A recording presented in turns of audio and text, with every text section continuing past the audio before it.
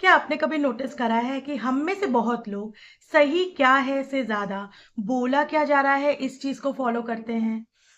कभी कभी इंसान को कंट्रोल करने के लिए कोई फोर्स की जरूरत नहीं होती। उसके लिए सिर्फ और सिर्फ एक अथॉरिटी ही काफी है। एंड इसी चीज को प्रूव करने के लिए the famous social psychologist Stanley Milgram ने 1961 में the famous Milgram experiment conduct करा।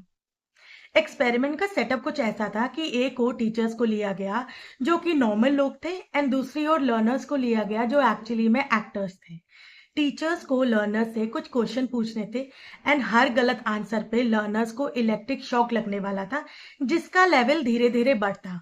हालांकि ये इलेक्ट्रिक शॉक भी नकली था, लेकिन इसका अंदाजा टीचर्स को नहीं था। अब एक्सपेरिमेंट स्टार्ट हुआ। टीचर्स ने लर्नर से क्वेश्चन करने स्टार्ट करे।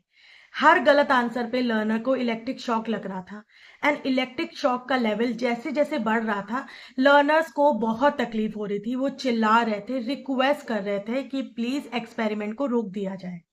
हालांकि टीचर्स को भी मन ही मन एक्सपेरिमेंट नहीं करना था, लेकिन फिर भी क्योंकि वहां खड़े एक्सपेरिमेंटर ने उनको ऑर्डर दिया था कि दे हैड टू कंटिन्यू, इसीलिए लर्नर्स के चिल्लाने के बावजूद टीचर्स रुके नहीं, वो इलेक्ट्रिक शॉक देते गए।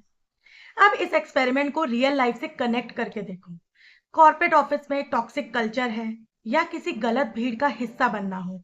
हम कभी कभी कोई काम सिर्फ इसीलिए करते हैं क्योंकि या तो वो काम सब कर रहे हैं, या किसी बड़े या सीनियर ने हमको बोला है करने को। इस साइकोलॉजी को बोलते हैं ओबीडियंस टू अथॉरिटी। बचपन से ही हमको सिखाया जाता है कि बड़ों की रिस्पेक्ट करो, एंड बड़ों की रिस्पेक्ट करने का मतलब है जो भी वो कह रहे हैं उनकी बात को मत टालो।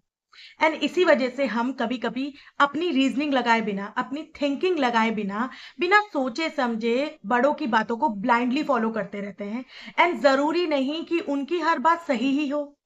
सो अगली बार जब कोई सीनियर या कोई बड़ा आपको कोई भी काम करने को बोले और आपको वो काम गलत लग रहा है, तो याद रखना आप कोई मशीन नहीं हो जो सिर्फ ऑर्डर्स फॉलो करने के लिए बने हैं। आप तर्क करो, वितर्क करो, अपनी बुद्धि लगाओ, और तब जाके कोई काम करो।